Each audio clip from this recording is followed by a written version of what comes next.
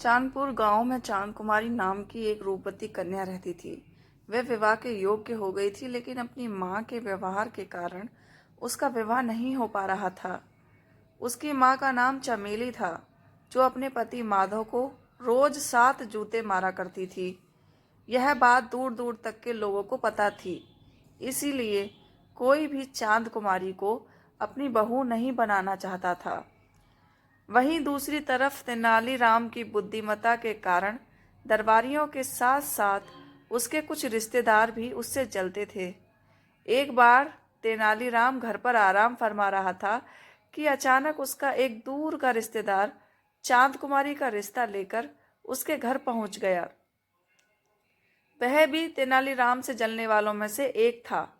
वह तेनालीराम के पास जाकर बोला, मैं एक रिश्ता लेकर आया हूँ, तुम अपने छोटे भाई का रिश्ता ले लो।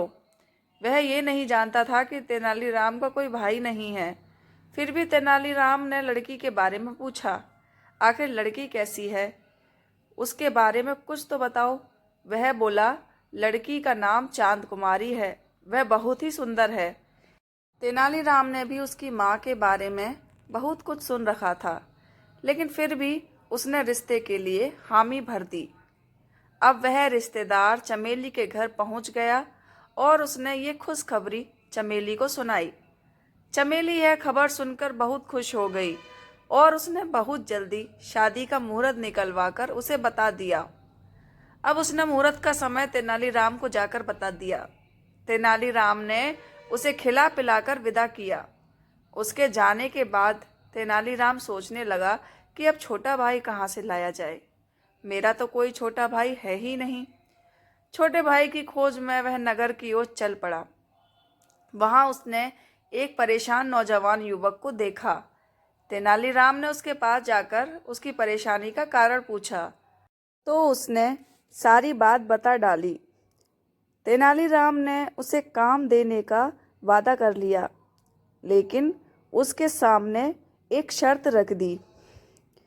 उसने तेनालीराम से शर्त के बारे में पूछा। तेनालीराम बोला, मैं जिससे कहूँ तुम्हें उस लड़की से शादी करनी पड़ेगी। वह युवक तैयार हो गया। मुहूर्त के अनुसार उसका विवाह हो गया। चांद कुमारी को विदा करते समय उसकी माँ ने उसे भी अपने पति को रोज जूते मारने की सलाह दी।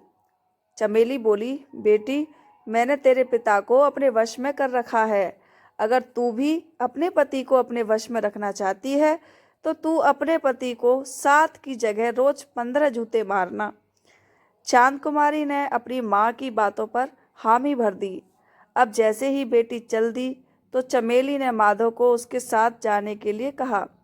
बेचारा माधव अपनी बेटी के साथ उसके ससुराल चला गया। चांद कुमारी ने ससुराल आकर देखा कि तेनालीराम और उसके पति का स्वभाव तो बहुत अक्कड़ है। वह उनसे डरकर रहने लगी, लेकिन वह फिर भी अपने पति को जैसे तैसे रोज 15 जूते मार ही देती थी। वहीं जब तेनालीराम ने माधव का टूटा बदन देखा तो वह समझ गया कि यह जरूर सब उसकी पत्नी की वजह से ही ऐसा है।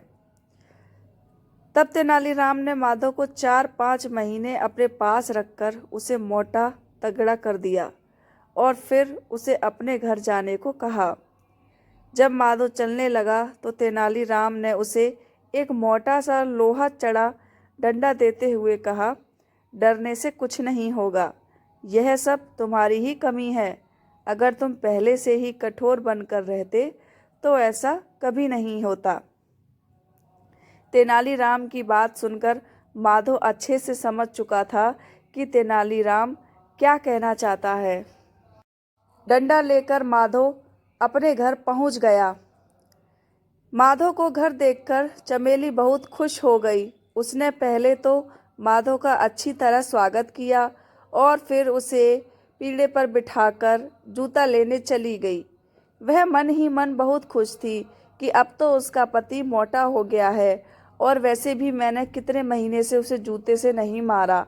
अब तो जूते मारने में बहुत ही मज़ा आएगा। जैसे ही वो जूता लाकर माधव को मारने चली तो माधव ने उसे डंडे से पीटना शुरू कर दिया। चमेली जोर जोर से चिल्लाने लगी, जिसकी वजह से आसपास के लोग वहां आ गए और जैसे तैसे उसे पीटने से बचाया। उसके बाद से उसने कभी भी माधव को नहीं मारा और अब वह जैसा कहता चमेली वैसा ही करती। अपने पति का ये रूप देखकर चमेली ने अपनी बेटी को भी समझा दिया कि जिंदगी में वो ऐसी गलती कभी ना करे, हमेशा अपने पति की बात माना करे।